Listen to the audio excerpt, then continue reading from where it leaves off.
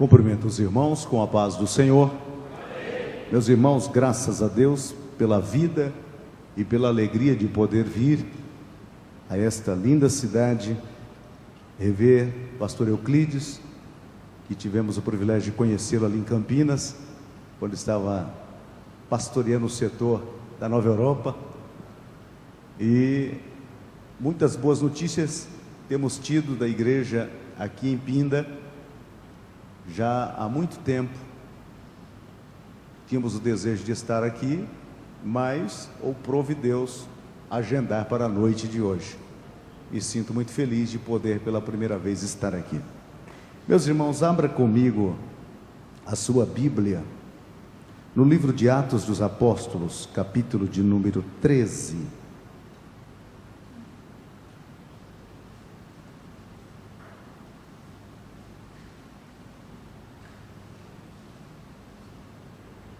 Glória a Deus.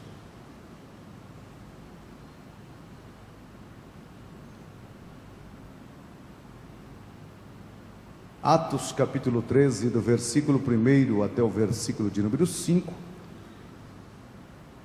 nos diz a palavra do Senhor. Na igreja de Antioquia havia profetas e mestres: Barnabé, Simeão, chamado Niger, Lúcio de Cirene, Manaém, que fora criado com Herodes, o tetrarca, e Saulo. Enquanto adoravam o Senhor e jejuavam, disse o Espírito Santo: separai-me Barnabé e Saulo para a obra que os tenho chamado. Assim, depois de jejuar e orar, impuseram-lhe as mãos e os enviaram. Enviados pelo Espírito Santo, desceram a Seleucia e dali navegaram para Chipre. Chegando em Salamina, proclamaram a palavra de Deus nas sinagogas judaicas. João estava com eles como auxiliar. Podeis assentar, meus irmãos? Graças a Deus.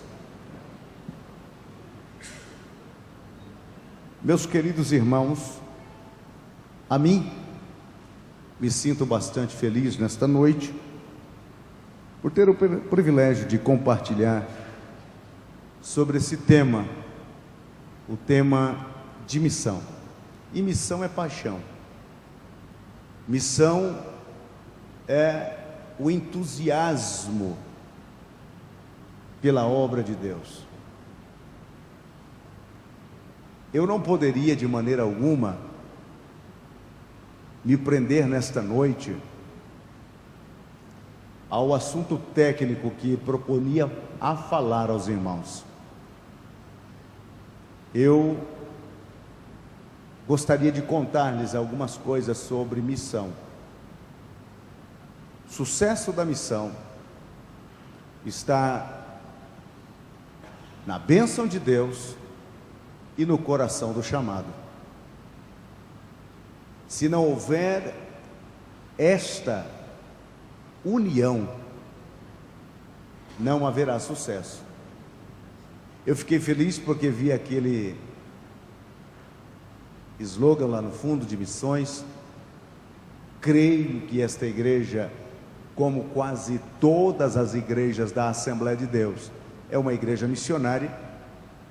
Me sinto feliz por fazer parte desta igreja e poder dar a minha vida como parte para o serviço missionário. Nesse texto bíblico que nós fizemos leitura, há algumas coisas interessantes, porque enquanto a igreja cresceu e se expandiu em Jerusalém, era a igreja judaica. Em Antioquia da Síria, cresceu e se expandiu a igreja gentia, a igreja do povo que não era descendente de judeus.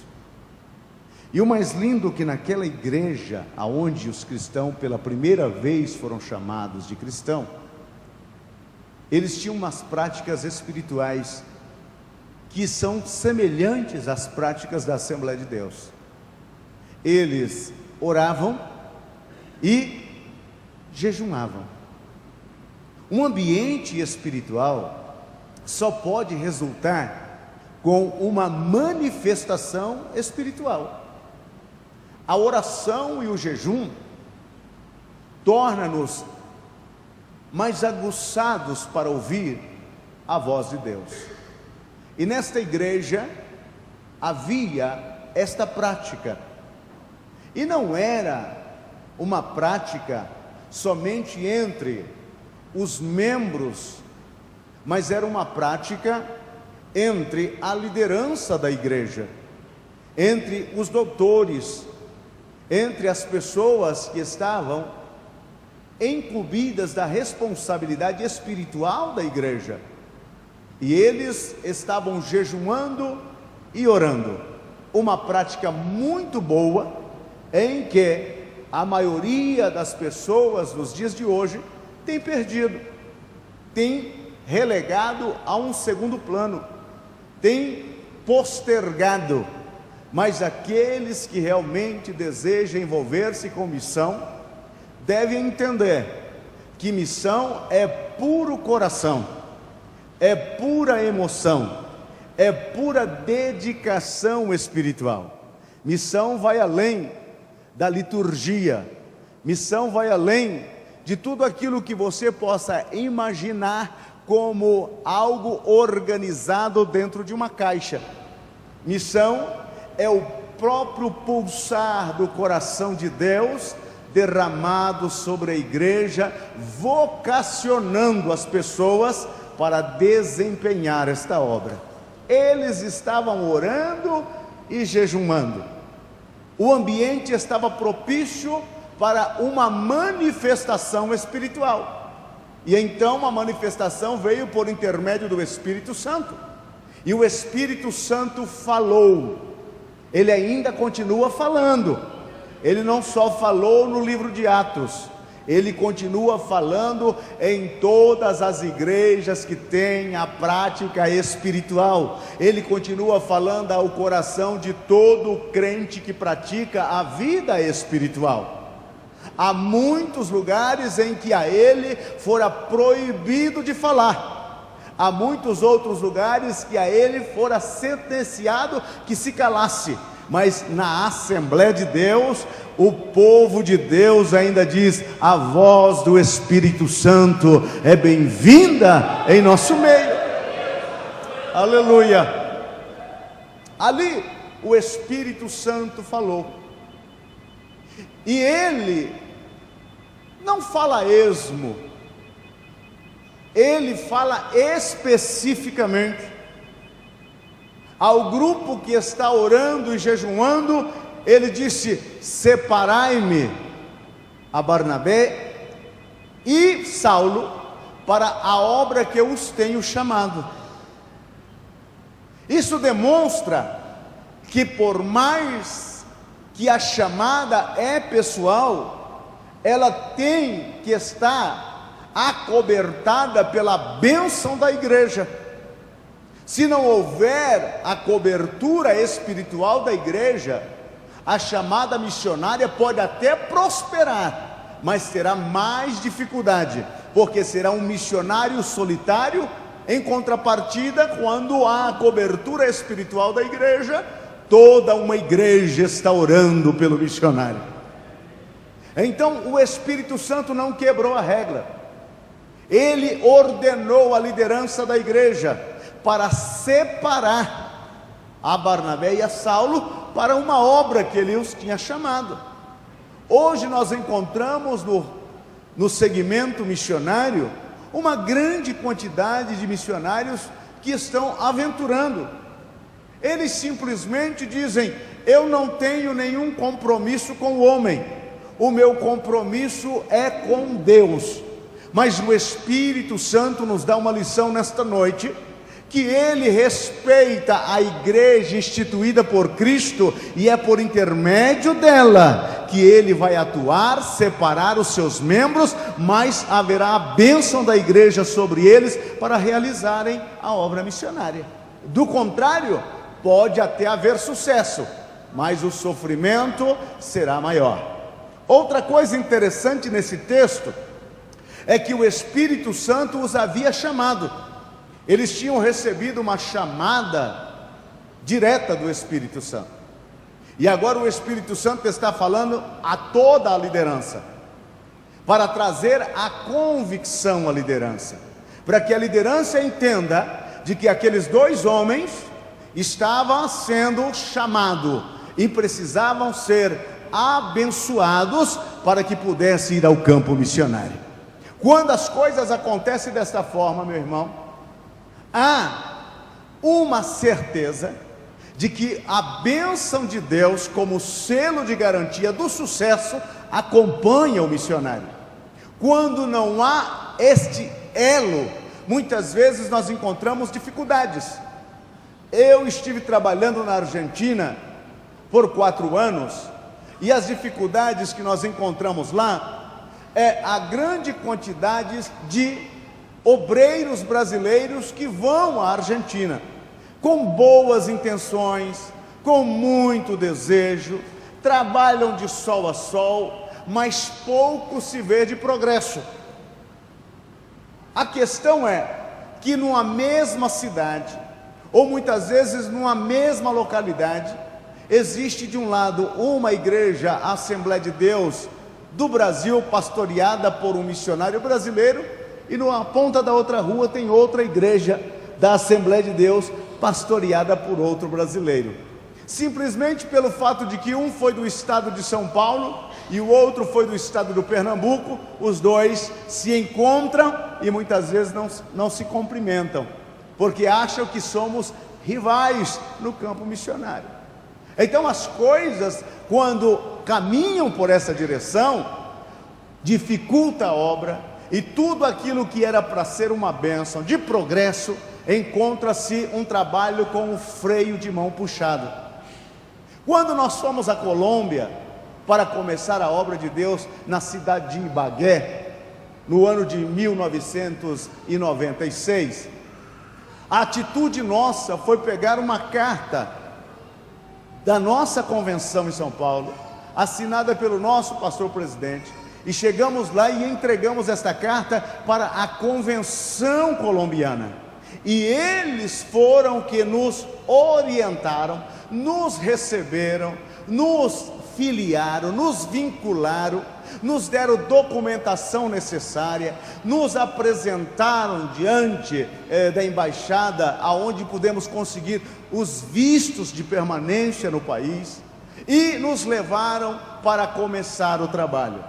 Foi tão mais suave do que chegar lá e começar alguma coisa por conta própria, sem qualquer responsabilidade. Hoje nós temos muita gente fazendo missão dessa natureza. Funciona? Funciona, porque é a obra de Deus, mas o seu fruto, o seu lucro, o seu retorno é muito pouco. Então aqui a Bíblia diz que a obra missionária está no coração de Deus, o coração de Deus palpita pela obra missionária, o Espírito Santo escolhe os candidatos para a obra missionária, e também o Espírito Santo responsabiliza a igreja de separar e enviar estes homens para o campo missionário. É algo com ordem e com decência, para que as coisas funcionem. Outra coisa interessante aqui, é que também o Espírito Santo é Ele quem dá a unção ao missionário. Em toda a obra de Deus se faz necessário a unção, mas nunca se é tão imprescindível a unção que no campo missionário, porque no campo missionário você vai lutar na parte dianteira das fileiras, você vai enfrentar coisas que você jamais possa imaginar. Eu vou lhes contar algumas coisas. Eu vivi os últimos 25 anos da minha vida no campo missionário. No ano de 1986, eu estava recém-casado, com apenas 1 ano e 3 meses de casado, e com uma filha já de 3 meses de nascida.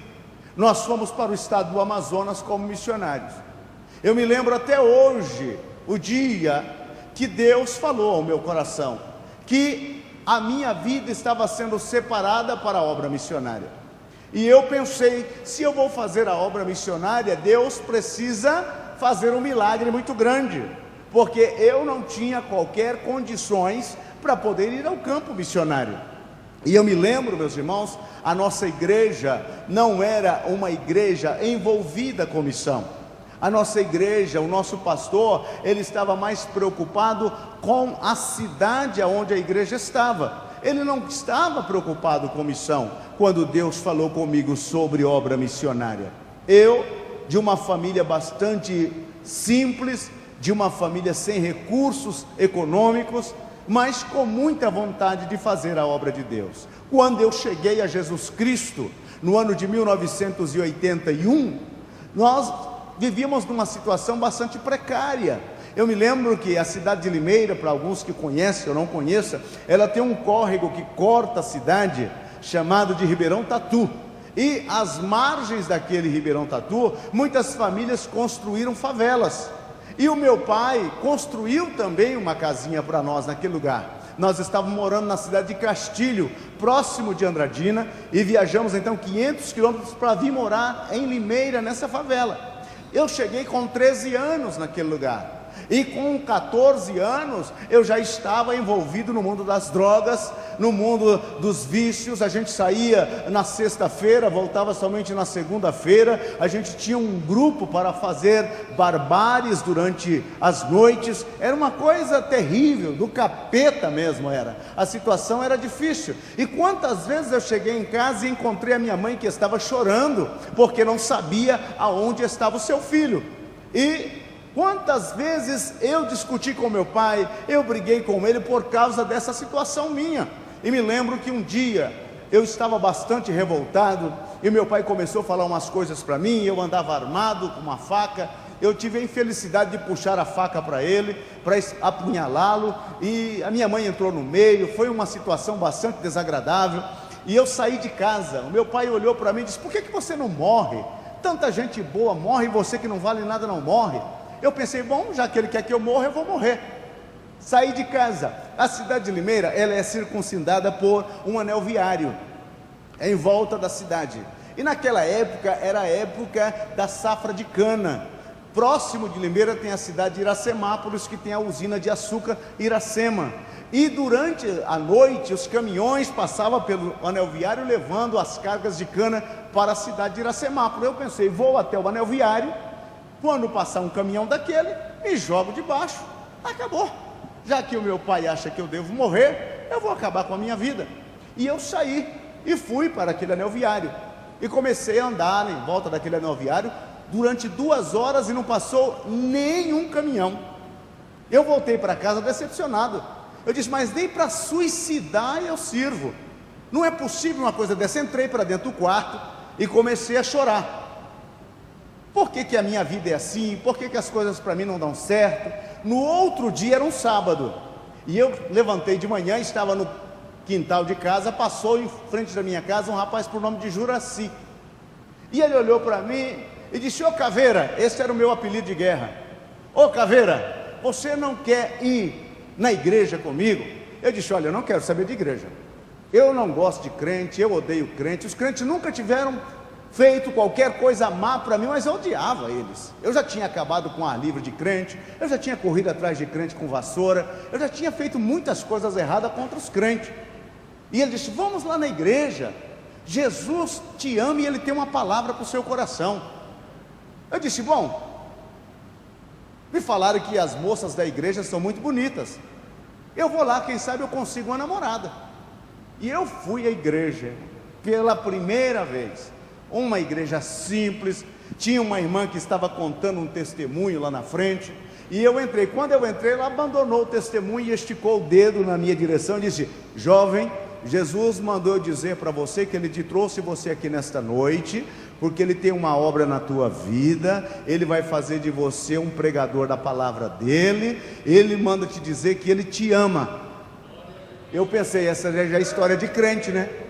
Que a gente ouvia as histórias dos crentes e a gente ficava pensando. Eu sentei lá num dos últimos bancos e me atraquei no banco e pensei comigo: daqui eu não saio, daqui ninguém me tira. E abaixei a cabeça, fingindo que estava fazendo qualquer devoção, porque eu não sabia nem o que era orar. E de repente ela disse: vem aqui na frente. Aí eu agarrei com mais força no banco ainda. Vem aqui na frente, eu vou orar por você. E de repente, quando eu abri o olho, eu estava lá na frente. Eu chorava como uma criança. Olha que eu, para chorar era muito difícil, mas eu chorava como uma criança. Os irmãos vieram, eram mais ou menos uns 20 irmãos, vieram, rodearam, oraram por mim. E quando eles estavam orando por mim, eu senti que um peso enorme saiu de cima de mim. Eu me senti leve, eu me senti como que estivesse andando sobre as nuvens. Eu chorava, eu abraçava um, eu abraçava outro, e voltei para casa feliz da vida. Nunca tinha experimentado uma felicidade como aquela. Chegando em casa, meus irmãos, eu tinha um irmão, ou tenho até hoje, José Benedito, que fazia 6 anos que a gente não conversava. Vivíamos debaixo do mesmo teto e tínhamos uma inimizade ferrenha. Quando eu vou entrando, a primeira pessoa que eu encontro ele, me lancei no pescoço dele, pedi perdão, me perdoe, eu agora sou crente, Jesus entrou no meu coração, e eu agora te amo, você é meu irmão. Meus irmãos, o meu pai, que eu tinha apenas há 2 dias puxado uma faca para ele, me ajoelhei aos pés dele, pedi perdão, disse para ele que nunca mais iria causar desgosto a ele. Ele disse: o que foi que aconteceu com você? Ele disse: eu sou crente. Ele disse: eu não quero saber de crente aqui. Fazer o quê, né? Ele preferia um filho maconheiro do que um filho crente. Eu não tinha para onde ir, eu fiquei. E comecei, casa, igreja, casa, igreja, casa, e Deus foi abençoando. Com 25 dias eu fui batizado no Espírito Santo, com 40 dias eu fui batizado em águas, e a coisa ficou tão boa. Eu comecei a pregar nas praças, não sabia pregar, me lembro até hoje, a primeira vez que me convidaram para pregar, foi na Santa Casa de Limeira, e eu cheguei no quarto, e tinha mais ou menos umas 8 pessoas lá nos seus leitos de enfermidade, e eu gritei: se você acredita, pula agora da cama. Graças a Deus que eles não pularam.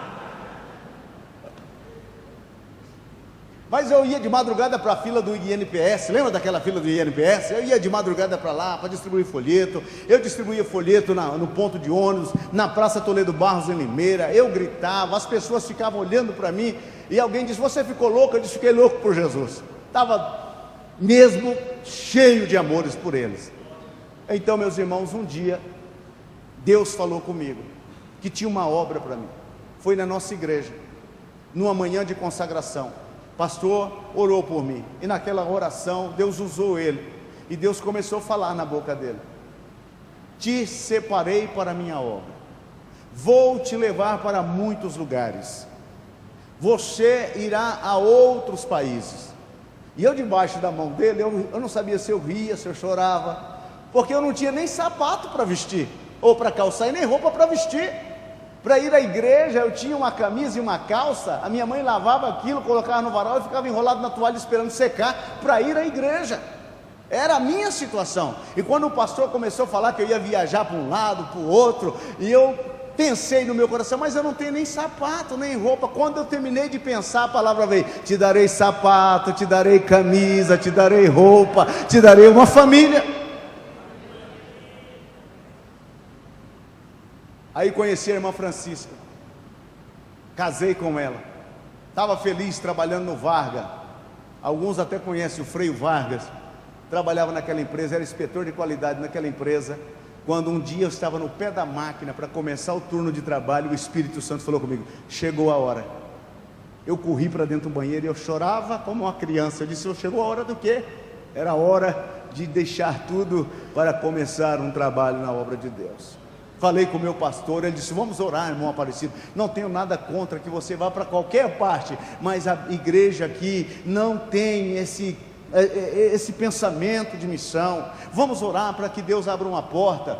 E então eu comecei a orar a Deus, orava a Deus com a minha esposa. Aí veio a Karen, a minha primeira filha, e quando a minha esposa estava no resguardo, lá na casa da mãe dela, eu fui para um congresso de jovens na cidade de Cosmópolis. Era o pastor Antônio Peixoto, que era o pastor em Cosmópolis. Cosmópolis era Campo de Limeira. E quando eu estava lá, foi a equipe dos Gideões missionários, lá de Camboriú, de Santa Catarina, para aquele evento. pastor Cizino, o César Furtado, o pastor Amaury Colares, e eles estavam lá naquele evento. E eu me lembro que naquela tarde o pastor Amaury Colares, que hoje é pastor em Navegantes, lá no estado de Santa Catarina, ele pregou e falou sobre o bom combate, e no final ele fez um convite e disse: olha, aquele que tem um desejo missionário, vem aqui à frente que eu vou orar por você. Eu disse para Jesus: bom Senhor, se o Senhor realmente tem falado comigo, eu não vou lá na frente, não, o Senhor vai falar aqui comigo agora. E dobrei o joelho lá no meio daquele, havia umas 4.000 pessoas naquele galpão, e dobrei o joelho e de repente ouvi uma voz. Quando o pastor Cizino começou a orar, a voz veio do púlpito e dizia: pega esse rapaz para mim. E vieram 2 diáconos, um pegou pelo braço, outro pegou pelo outro braço meu. Eu não sabia o que estava acontecendo. Me levaram lá na frente e disseram: olha, o pastor Cizino olhando para mim disse: eu não conheço esse jovem, mas o Espírito Santo me disse que ele é separado para a obra missionária. Eu não sei de onde ele é, mas eu estou fazendo um compromisso de mandar ele para o campo missionário, para mandar ele para o estado do Amazonas. Ele olhou para mim: você aceita, jovem? Eu disse: é atrás disso que eu ando, pastor. Quando eu cheguei na casa da minha sogra, minha esposa estava com 15 dias, tinha feito uma cesárea, e ela era por volta de umas 4 para 5 da tarde, ela estava deitada com o rosto virado para a parede, e quando eu pisei na porta do quarto, ela virou para o meu lado chorando. Eu disse: o que foi? Ela olhou para mim e disse: nós vamos embora. Eu disse: como assim? Era por volta de umas 3 da tarde, quando um ser de branco entrou aqui no quarto, me pegou pela mão e me levou num lugar onde as casas são cobertas de palha, as paredes são feitas de coqueiro, e ele disse para mim que ele tem pressa.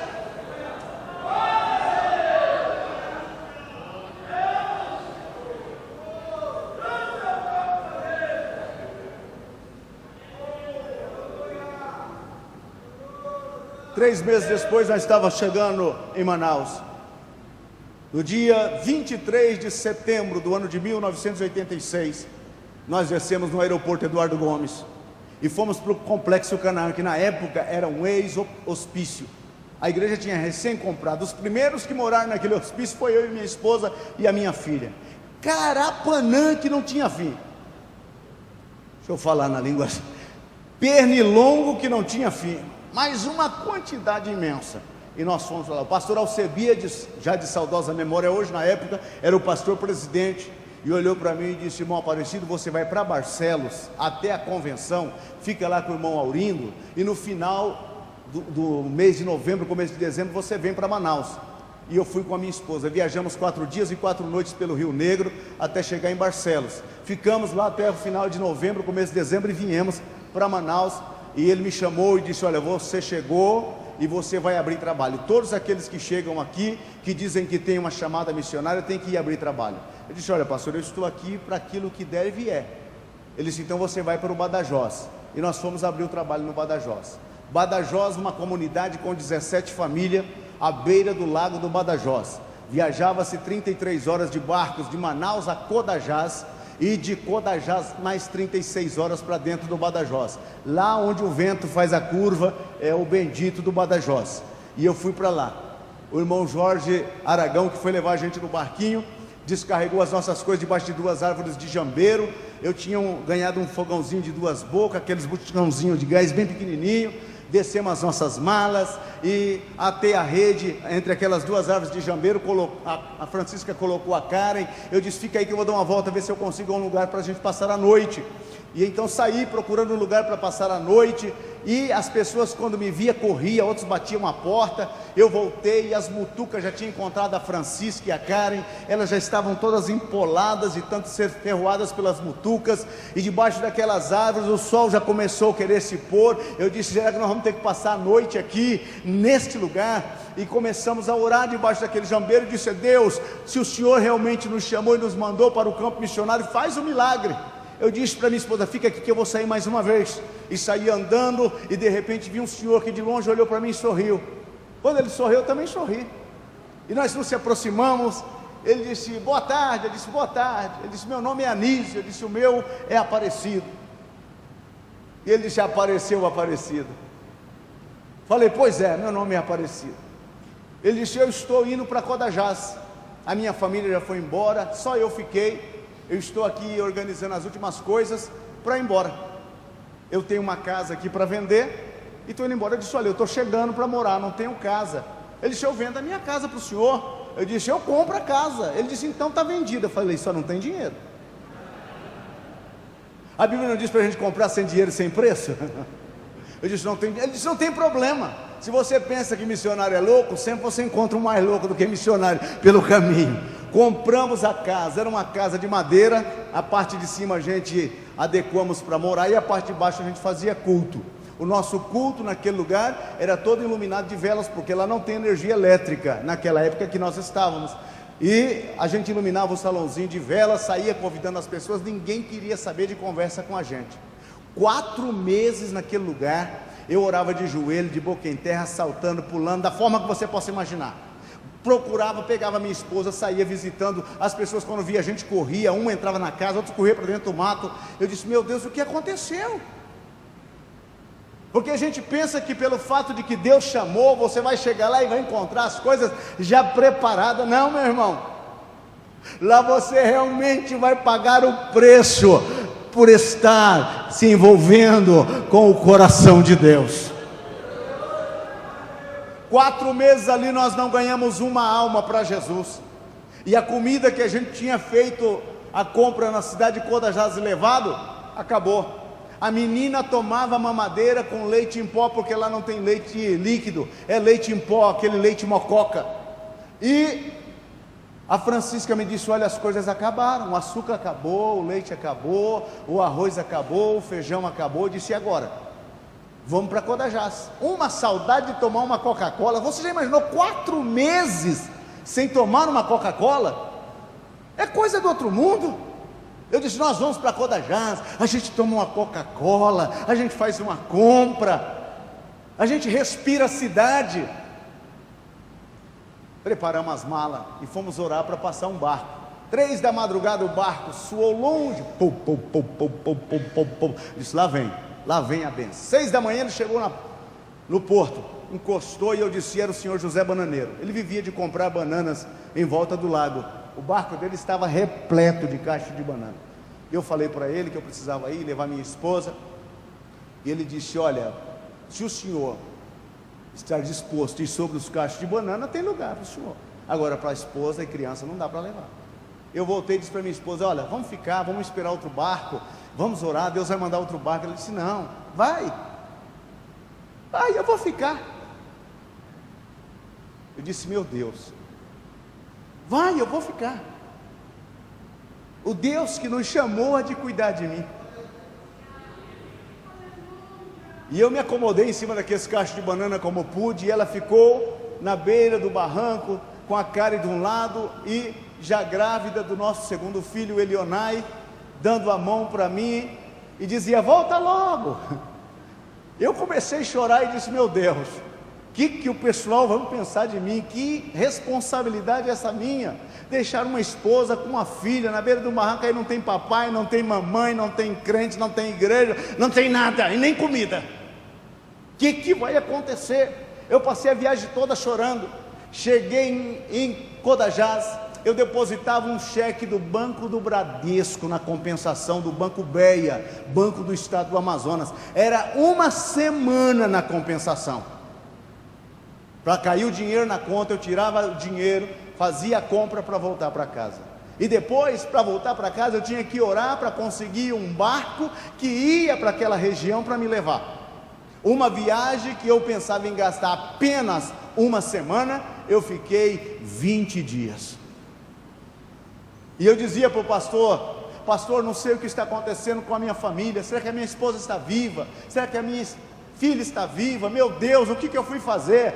Não tinha como comunicar. A rádio lá é rádio cipó, como diz o pessoal. O telefone é via macaco. Não tem como você comunicar com ninguém. É um lugar deserto. É lugar que só passa o Espírito Santo, e ele passa bem rápido para não perder tempo.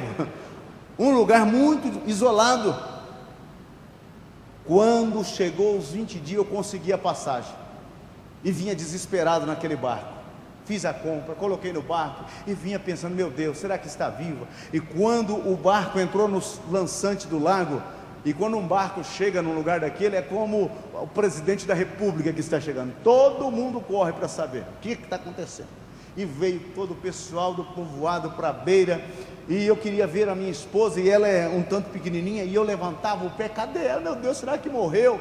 E olhava para um lado, cadê a menina? Onde está? Até que pude ver, estava mais bonita do que quando eu deixei, estava muito bela. Eu disse as coisas, dei um abraço, ela disse, eu preciso falar com você do milagre que Deus está fazendo aqui.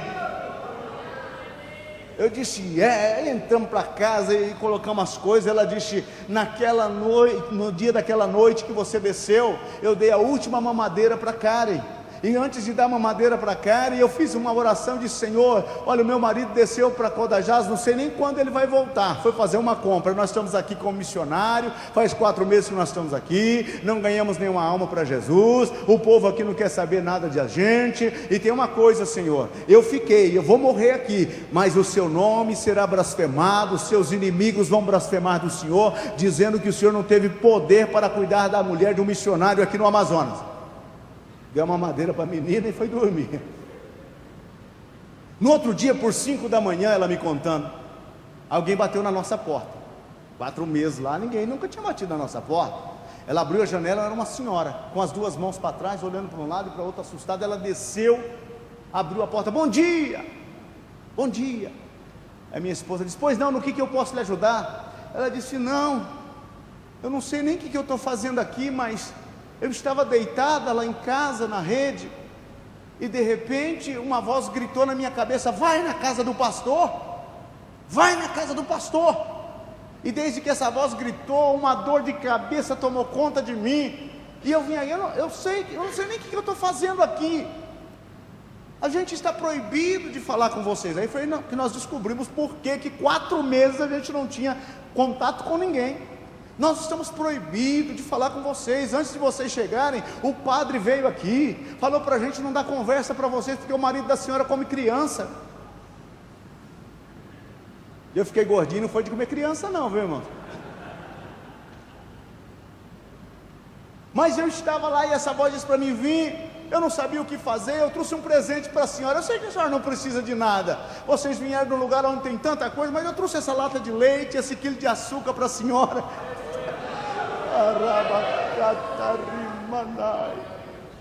A minha esposa pulou no pescoço dela, dando glória a Deus, aleluia. Ela disse, o que é isso? Ela disse, não, isso é bênção. Aquela mulher foi o primeiro crente daquele lugar, que se converteu. Ela disse, você chegou e nós vamos fazer culto, porque eu já tenho uma congregação. Eu disse, maravilha. E iluminamos o salão com as velas que eu havia que eu trouxe da cidade de Codajás, e começou a chegar, chegou primeiro os meninos peladinho, barrigudinhos, perninha fina, olhou para mim, pastor, eu posso entrar para assistir a missa? Pode, meu filho. E foram chegando, chegou um maiorzinho de uns 12 para 13 anos, por nome de Franklin, e disse, pastor, eu não tenho camisa, mas eu posso entrar assim para assistir a missa? Pode. Veio um senhor por nome de Sebastião, com a bermuda, sem camisa, era pescador de peixe-boi naquele lago, disse, pastor, olha, eu não tenho roupa, mas eu queria tanto assistir a missa. Entra, meu filho, para assistir a missa. Chegou a esposa dele, com aquela camiseta que lembra daquelas camisetas que os políticos davam? Uma benção aquelas camisetas, lembra delas? Ela tinha ganhado aquela camiseta fazia tanto tempo. Era aquele tipo de camiseta que quando você pegava uma chuva, ela dava aquela encolhida assim, né? Ou então ela torcia, né? Era uma coisa impressionante. Pastor, a única roupa que eu tenho é essa. Eu posso entrar assim? Pode, minha senhora. Entra. Sentaram todos no chão e a minha esposa começou a cantar, sou um soldadinho de Jesus. Aquelas crianças cantavam, sou um soldadinho de Jesus, como se fosse a única coisa na vida que podia satisfazê-los. E quando chegar no meio do cântico, aquele Franklin, que era o maiorzinho, levantou as 2 mãos para o céu e dizia, obrigado, Jesus, obrigado por ter mandado o pastor, para mostrar o caminho do céu para a gente. Muitas vezes, irmãos, você não sabe o que você vai encontrar no campo missionário, mas tenha certeza de uma coisa, o Deus que chama não abandona. O Deus que chama, Ele sustenta e provê para as necessidades. A notícia espalhou. A notícia era: chegou um pastor aí que faz umas missas fortes. E uma senhora chegou lá e disse: olha, eu queria que o senhor fosse tirar uma missa forte lá na minha casa. Eu disse: nós vamos lá no Rio Capatará. Eu disse: nós vamos lá.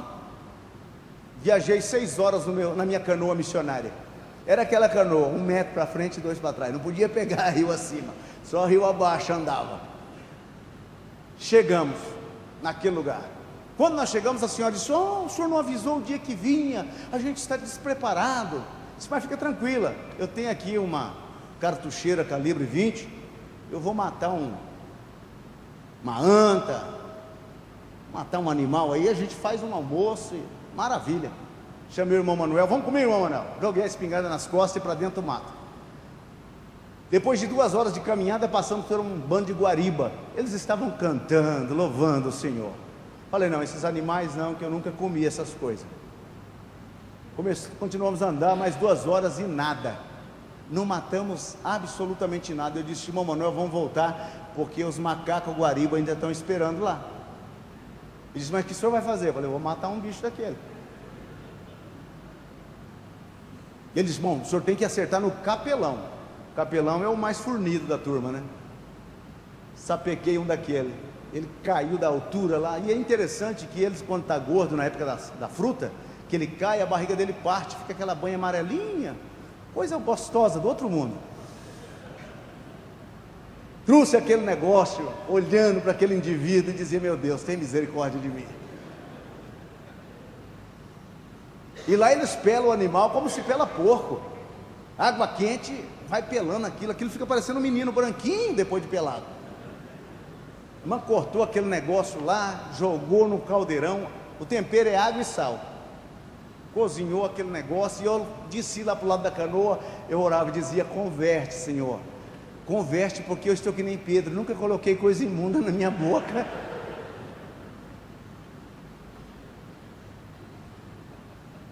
Cozinhou o negócio lá, e vem pastor, já está cozido. E cheguei lá, aquele negócio, caldeirão cheio, cabeça do bicho em cima, com aqueles dentinhos olhando, sorrindo. Falei: é hoje, Jesus. Falei: deixa eu orar. Orei. O pessoal disse que a gente veio do bicho, né? Falei: ó, Senhor, matei um futuro. Começamos a comer, eu fui comendo. A irmã disse: olha, pastor, eu vou lhe dar o pedaço mais gostoso. Pegou aquela mãozinha com os dedinhos e colocou no prato. E eu comecei a roer aquele negócio, irmão. Comi uma mãozinha, um bracinho, uma costelinha. A irmã gritou: come, menino, porque senão o pastor vai deixar você sem comida. Foi a primeira vez que eu comi macaco, irmão, mas que coisa boa. Depois não podia ver um. Até a música deles mudou. Quando me via já dizia: lá vem o pastor, lá vem o pastor, lá vem o pastor, lá vem o pastor. À noite começou a chegar pessoas que tinham remado 8 horas de rio abaixo, e tinha depois mais 12 horas de rio assim, para assistir a missa. No escuro, irmão, eu li a Bíblia no escuro. Eu enxergava a Bíblia no escuro. Cantamos hinos da harpa, falamos de Jesus. 9 pessoas aceitou Jesus como Salvador. O marido da mulher da casa que cedeu para a gente fazer o culto, ele tinha uma inflamação terrível no ouvido. Na hora da oração, aquilo estampiu como se fosse a rolha de uma garrafa presa, e saiu uma grande quantidade de bactérias, umas coisas feias, e aquele senhor recebeu a cura naquela hora. 9 pessoas ali naquele lugar recebeu Jesus como Salvador. E eles, a alegria deles é que não dava para explicar. Eles diziam: a gente está aqui que nem bicho, ninguém nem sabe que existe Deus. Graças a Deus que o Senhor veio aqui. Meus irmãos, muitas pessoas hoje, para vir à igreja, ficam escolhendo que tipo de roupa vai vestir. E tem alguns que dizem: hoje eu não vou no culto porque eu não quero repetir esse vestido, não quero repetir esse terno, não quero repetir esse sapato. Pessoas lá não tem nada disso não, irmãos. Eles não tinham sapato para pôr no pé, não tinha roupa para vestir. Mas sabe de uma coisa? Jesus entrou naqueles corações. E uma das coisas que eu fico feliz é de saber que quando a trombeta soar, que nós aqui de Pinda estaremos sendo arrebatados lá no Amazonas, naqueles igarapés, naqueles lagos, naqueles paranãs, naqueles lugares ermos, onde homens e mulheres nunca calçaram um sapato, eles também vão ouvir a voz chamando para encontrar com o Senhor nos ares.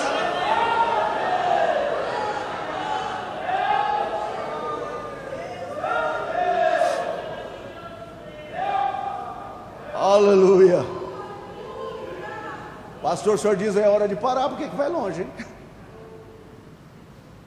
Chegou no final daquele ano de 87, eu vim para a convenção em Manaus. Pastor Alcebiades olhou para mim e disse: olha, o pastor Mário Jorge disse do trabalho que você está fazendo lá, trabalho bonito, mas eu preciso de você em outro lugar. Eu disse: é, pastor? É. Eu disse: olha, pastor, eu estou aqui para o que der e vier.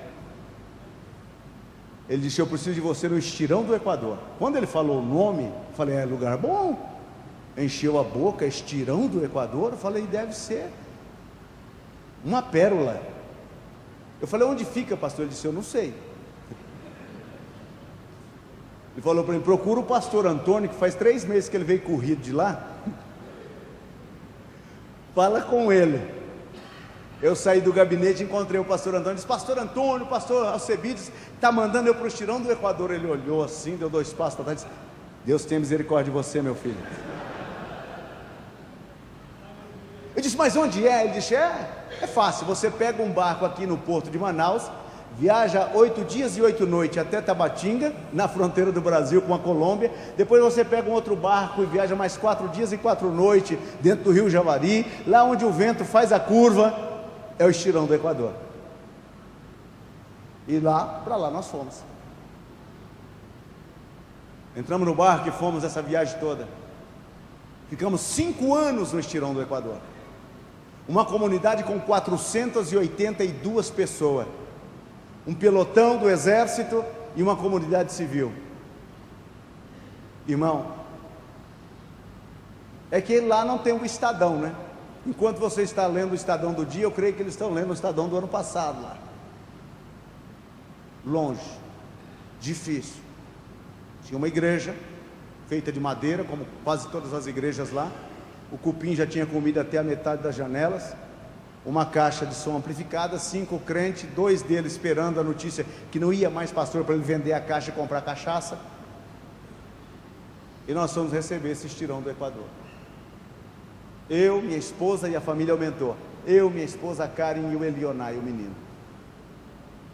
Ali foi um desafio, mas ali foi aonde Deus nos moldou da forma como Ele queria. Com 3 meses que a gente estava ali, de 5 nós pulamos para 30. Um dia eu estou passando em frente à guarita do guarda. O comandante do pelotão me chamou, o comandante Edson. Disse: olha, pastor, o senhor não pode continuar reunindo com aqueles crentes naquela casinha não. Aquilo lá vai cair em cima de vocês e o senhor será o responsável. Aí eu reuni os irmãos. Disse: irmãos, nós precisamos fazer uma casa para Deus, uma casa melhor do que essa. Olha, os cupins já comeram a casa de Deus. Olha a situação que nós estamos. O irmão Francisco Batista disse: pastor, cada um de nós entra com um facão e um machado para o mato, derruba umas árvores, tira umas madeiras, damos uma reformada. Jesus já não vem mesmo? Então a gente melhora essa para esperar Jesus. Eu disse: não, irmão, nós vamos construir uma igreja de alvenaria aqui. Ele olhou para mim e disse: pastor, mas o senhor deve estar de brincadeira. Eu disse: não, nós vamos construir uma igreja de alvenaria. O dízimo e a oferta da nossa igreja no Amazonas era 1/4 de paca, 1/4 de anta, uma manta de pirarucu, um tambaqui. Esse era o dinheiro. Dinheiro lá era que nem orelha de freira, ninguém vê, que nem perna de cobra. Não tem, meu. Era isso que entrava como oferta, como dízimo na igreja. Um paneiro de farinha e nada mais. E quando eu falei para eles que nós íamos construir uma igreja de alvenaria, eles nunca tinham visto tijolo na vida. Como é que nós vamos fazer, pastor? Um saco de cimento tinha que viajar 12 dias e 12 noites, de Manaus ao Estirão do Equador. Se lá em Manaus ele custava 5, quando chegasse no Estirão do Equador ele estava de 15 a 20. e sem dinheiro. Eu disse para ele: ó, meus filhos, vamos fazer o seguinte, mas vocês prometem que vão me ajudar? O irmão Alonso, que era o porteiro da igreja, disse: ó, pastor, se precisar de cipó para amarrar tijolo, que eu disse para ele que ia fazer com tijolo a amarração, ele disse: se precisar de cipó para amarrar tijolo, deixa comigo, pastor. Este era o meu servente, o melhor deles. Falei: amanhã nós vamos abrir o alicerce. E abri os alicerces. O irmão perguntou: quanto? Disse: olha, vão ser 8 de largura, 16 de comprimento. Passou um soldado na frente, olhou e disse: para que vocês estão fazendo essas valas aí? É para quando chover não entrar água para dentro da casinha onde vocês fazem a missa de vocês? Aí o irmão Alonso disse: não, o pastor disse que vai construir uma igreja de tijolo aqui. Aí disse: ah, eu quero ver. Abrimos as valetas e eu fui para casa, e de casa a gente via as valetas. E eu dizia: Deus, e agora? A primeira chuva, aquilo vai encher d'água até em cima. Aí eu tive aquela ideia: vou a Tabatinga, falo com o pastor Aderaldo, peço uma oferta poderosa na igreja dele, compro pelo menos alguns tijolos, faço o alicerce para dar um ânimo. E desci de canoa rabeta, 4 dias e 4 noites. Chegamos primeiro na cidade de Atalaia do Norte. Pastor Lucas Timóteo era o pastor presidente ali. Cheguei e falei para ele: pastor Lucas, eu preciso de ver o projeto que nós estamos lá, então vamos construir um templo de tijolo lá, de alvenaria, aquela empolgação toda. Ele disse: já começou? Ele disse: já abrimos o alicerce. Disse: eu falei: ele falou: você prega hoje à noite? Eu disse: prego, só que eu quero que o senhor tire uma oferta. Ele: pode deixar. Aí tiraram uma oferta no final, 2 moedas e um botão. Foi toda a oferta. Alguém não tinha nada, deu um botão lá. Ó, pastor, é tudo isso que entrou. Eu entrei no meu rabeta e desci Tabatinga abaixo. Chegar em Tabatinga, eu falo para o pastor Aderaldo, uma igreja maior, uma igreja pujante, vai me ajudar. Nós já tínhamos viajado 2 horas, era 4 horas de viagem de Atalaia do Norte até Tabatinga, quando um motor de polpa desse cortou na nossa frente. Aonde é que está o pastor do Estirão do Equador? Eu disse: sou eu. Ele disse: olha, o prefeito está lhe chamando, quer falar com o senhor. Eu falei: olha, entra aqui. Eu já entrei, voltamos para Atalaia do Norte. Cheguei lá, o prefeito Gumercino estava na beira do porto me esperando. O senhor que é o pastor do Estirão do Equador? Eu falei: sou eu. Ele disse: eu quero te conhecer há tanto tempo, rapaz. Fiquei sabendo do projeto que o senhor contou na igreja do pastor Lucas, que os senhores começaram a construir uma igreja lá. Já abriu os alicerces. Ele disse: pois é, eu quero ajudar. No que eu posso ajudar? Ele disse: olha, do alicerce ao telhado. Ele disse: não, eu não posso ajudar em tudo, mas eu posso ajudar em alguma coisa. Há mais ou menos uns 15 dias, a Polícia Federal aí de Tabatinga prendeu um carregamento de cimento que vinha do Peru, da cidade de Iquitos, ia descendo para Manaus, e esse cimento apreendido foi dividido com as prefeituras de Atalaia do Norte, Benjamin Constant, São Paulo de Olivença, Santo Antônio do Içá, e Amaturá, Tabatinga. Para nós vieram 300 sacos. Se eu lhe doar 100 sacos desse, o senhor fica contente? Eu pulei no pescoço dele. Comecei a falar em línguas. Ele disse: que é isso, rapaz? Eu falei: não, é benção, eu estou orando por isso já faz tempo. Já tinha 100 sacos de cimento, já tinha as valetas abertas, 100 sacos de cimento. O tesoureiro da prefeitura disse: olha, eu tenho uns tijolos no terreno lá que eu ia construir uma casa, se o senhor quiser, o senhor pode levar também. Já tinha tijolo. Cheguei em Tabatinga, irmãos, agora eu precisava de ferro. Falei com o pastor Aderaldo. Ele disse: Aparecido, está difícil, o tempo está muito difícil, mas você prega hoje à noite? Prego. Preguei como nunca, gritei como nunca. Naquele tempo eu tinha mais força, era mais novo. Meu irmão, quando terminou o culto, todo mundo: Pai do Senhor, irmão, Deus te abençoe, faça prosperar lá. Em nada do...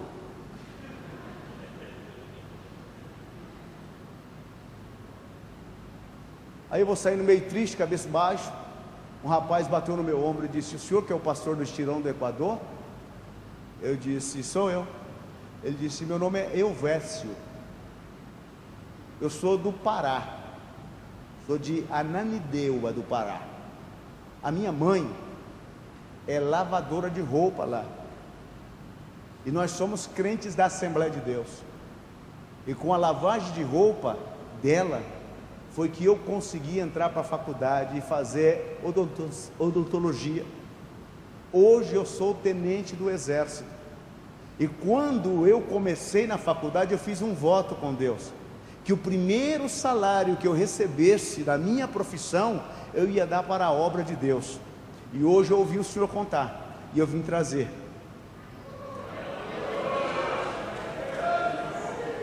Isso não é coincidência não, irmãos, isso é Jesuscidência mesmo, viu? Quando eu peguei aquele dinheiro, deu para me comprar ferro, deu até para comprar telha. Eu disse, meu Deus, mas o Senhor é grande. O irmão José Rodrigues, conseguiu o seu barco, Monte Carmelo, e levou todas as coisas. Chegamos lá e fizemos o templo, irmão, está lá até hoje. Na convenção em Brasília, encontrei o pastor, que hoje é pastor no Estirão do Equador. Esse rapaz quase se ajoelhou nos meus pés. O senhor que é o pastor Aparecido, não é possível. E queria me beijar. Eu falei, calma, meu filho, fiz que nem Pedro, sou homem como tu. Calma lá, vamos devagar. Ele disse, não, pastor, aquela igreja está de pé. Irmão, só por milagre, porque naquelas colunas lá tem até arame farpado. Aquela igreja está de pé. Pastor, eu pus ar-condicionado. O povo lá fala muito do senhor, o senhor precisa ir lá. Esse é o Estirão do Equador. De 4 para 5 anos que nós ficamos naquele lugar. Quando a gente saímos, nós tínhamos mais de 86 crentes. Homem chorava como criança. Pelo amor de Deus, pastor, não vai embora não, o que vai ser de nós? Pelo amor de Deus, pastor. E eu dizia, meu filho, Deus vai mandar outro no nosso lugar. Deus vai mandar outro melhor do que nós. E nós fomos embora, fomos para Foz do Jutaí, aonde eu vou contar outro dia, porque o meu horário foi embora. Mas eu só quero contar isso aos senhores, para que vocês saibam de uma coisa: obra missionária é paixão. E se você tem desejo pela obra missionária, você não deve se preocupar. Deus que chama, Deus garante o sustento. Nós estávamos lá nesse Estirão do Equador, do 4 por 5 anos, e em casa tinha um quartinho quente. Lá o calor é 42, 43 na sombra. É um calor tremendo. E eu estava naquele quartinho onde eu tinha consagrado para orar.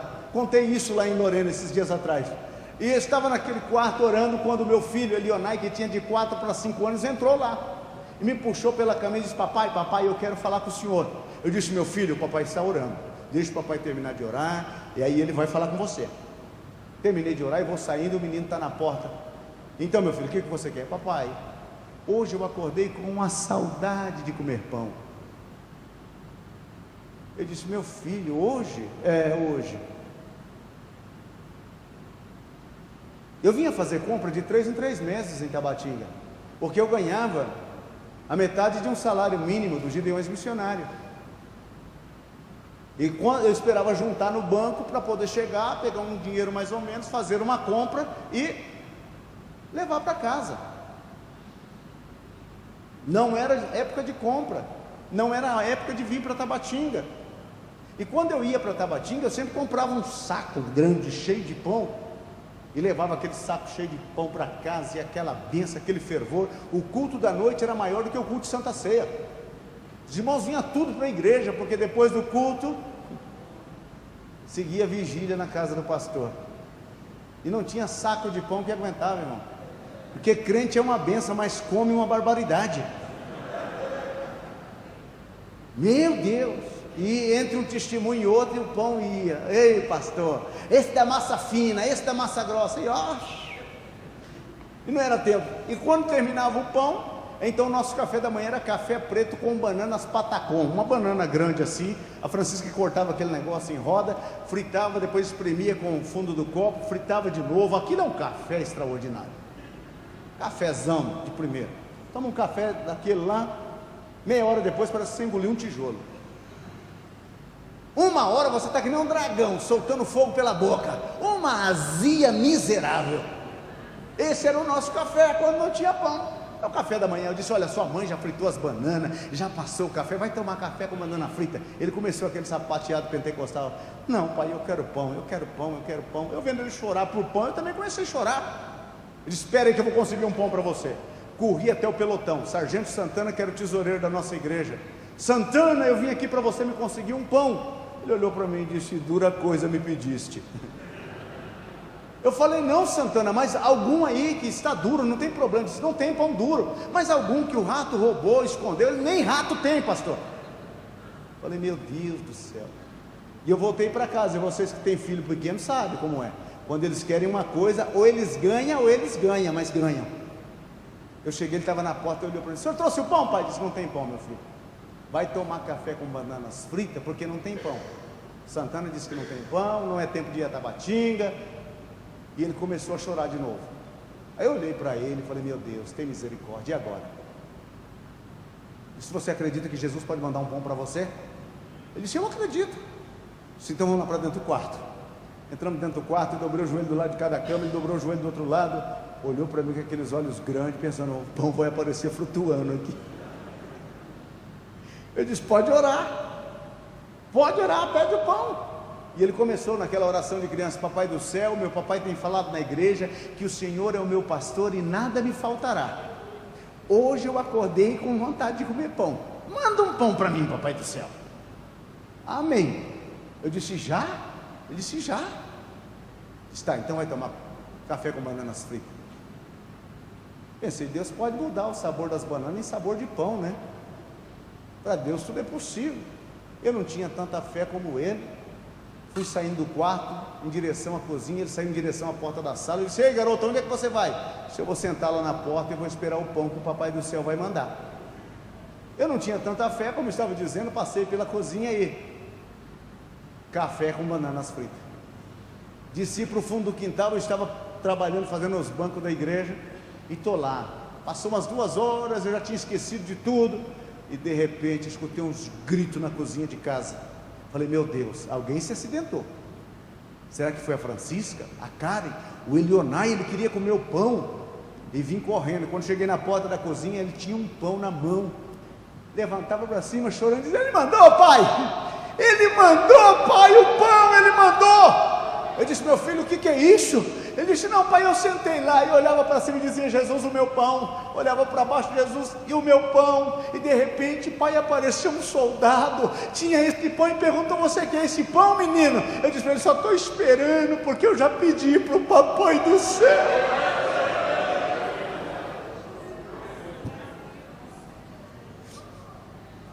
Nós ficamos lá depois mais 1 ano e nunca souberam quem era o soldado que levou o pão. Eu só posso dizer que Deus tem anjos para cuidar dos missionários no campo de trabalho. Eu quero convidá-los para ficar em pé, por favor. Me perdoe pelo horário, meus irmãos. Outro dia eu venho para falar da Colômbia. E depois, se Deus permitir, eu volto outro dia para falar da Argentina. E que o Senhor Deus abençoe grandemente a vida de vocês, a vida do pastor Euclides. Muito obrigado pelo convite, pastor. Curve a sua cabeça. Quem sabe você conhece um missionário que está no campo de batalha. E nesta hora da noite, ele não tem esperança nem de jantar. E amanhã não sabe se vai almoçar. Mas ele está respondendo um chamado. Quantos estão do outro lado com a família doente, com os filhos doentes? Quantos foram mandados ao campo missionário e foram abandonados lá? Eu quero que você curve o seu rosto, que você ore por essas vidas, por esses missionários. Senhor nosso Deus e Pai que estás nos céus, no nome santo de Jesus Cristo, teu Filho, nesta noite, Senhor, eu invoco o teu nome em favor dos missionários, aqueles que estão além fronteiras, aqueles que estão naqueles lugares incomunicáveis, aqueles que estão passando por privações, estão sendo perseguidos, aqueles que estão enfermos, aqueles que já não têm forças para prosseguir. Oh, meu Senhor, estenda as tuas mãos agora e de algum meio, de alguma parte, envia recursos, envia socorro, envia alívio. Oh, Sharabakatarim Manai, Derebia Katamana Shori Andarai, Manamanagashui Derai, Manai. em o nome de Jesus Cristo. Atenda, atenda, atenda, atenda ao clamor destes missionários. Atenda, Senhor, atenda a lágrima, atenda o sofrimento, e muitos deles, Senhor, ainda com a custa da vida, com o preço da vida, não querem retornar, querem avançar, querem permanecer. Fortalece, ajuda, dê a tua bênção, meu Senhor. Abençoa esta igreja missionária, abençoa este pastor missionário.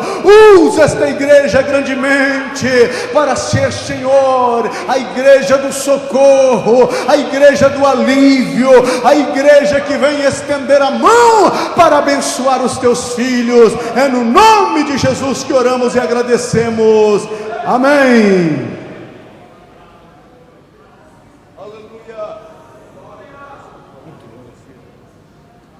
Assim de pé como estamos, quantos agradecem a Deus e convidam o pastor para voltar aqui? Amém, meus irmãos? Foi muito especial, particularmente para mim, ouvir o Senhor aqui essa noite, porque o objetivo nosso, que Deus pôs no nosso coração, é que com a visita, a cooperação desses pastores, vão trazer as experiências e vão nos edificar, como fez o Senhor pelo Espírito de Deus aqui essa noite. Ele é nascido em Nova Andradina, Mato Grosso do Sul, cidade onde, com a banda de música de Marília, nós caminhamos várias vezes as ruas daquela cidade, ali levando a palavra de Deus. E não te conheci naquela época, mas minha esposa cantou muito naquela cidade. Que Deus te abençoe, viu? Vamos agradecer ao Senhor nosso Deus e convido os irmãos para retornar quarta-feira que vem. O tema quarta-feira próxima com o pastor Uzias será as qualidades de um obreiro. Um assunto interessante, não falte, amém? Que Deus te abençoe, e todos estão convidados para ir até Lorena, conhecer o bonito trabalho que o Senhor está cuidando ali, em nome de Jesus. Rua Epacaré 293, não é? Tem tudo a ver com Amazonas, né? Um nome desse. Muito bem, que Deus abençoe, em nome de Jesus. Senhor nosso Deus, despede a tua igreja na tua paz, abençoa cada um dos teus filhos, que esta palavra fique retida em nossas vidas, porque nos gloriamos nas tribulações, sabendo que a tribulação produz a paciência, a experiência vem com a paciência, e a experiência traz a esperança, que não traz confusão, porque o amor de Deus está derramado em nossos corações. Pai Celestial, pelo Espírito Santo que nos foi dado, abençoa-nos, Senhor, para saber, ó Deus, aproveitar cada dia, cada experiência, em cada luta de nossa vida, Senhor, ficarmos mais firmes, mais fortes, porque o Senhor é aquele que recompensa, é o Senhor que olha todas as coisas, que vê, que conhece e provê todas as nossas necessidades. Abençoa o pastor Aparecido, a bela igreja de Lorena, aquele campo, Senhor. Nós te pedimos a tua bênção sobre a sua família e sobre todos que vieram aqui nesta noite, ó Pai. Continua conosco. Assim oramos e agradecemos em nome de Jesus. Não esqueçam, meus irmãos, domingo que vem, às 9 horas, na sede e em todas as congregações, teremos a ceia do Senhor. Dia 28, o batismo, e no final do mês, nossa confraternização do coral Ágape. A graça de nosso Senhor Jesus Cristo, o amor de Deus e a comunhão do Espírito Santo seja com todos, hoje e para sempre. Todos digamos amém. Deus abençoe.